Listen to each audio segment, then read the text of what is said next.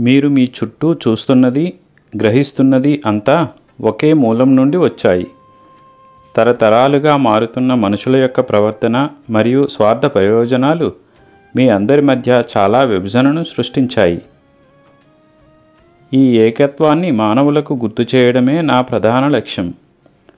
ఒకదానితో ఒకటి ఏకత్వం, ఇతర జాతులతో ఏకత్వం మరియు ఈ విశ్వంతో ఏకత్వం.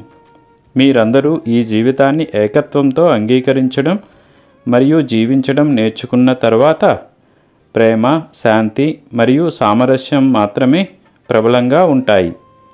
ఇది శాశ్వతమైన సత్యం. దీనిని అందరూ గ్రహించగలరు. మీ బిల్లుల గురించి చింతించకండి.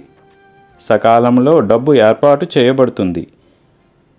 ఎల్లప్పుడూ నవ్వుతూ సంతోషంగా ఉండండి. నా ఆశీస్సులు మీకు ఎల్లప్పుడూ ఉంటాయి.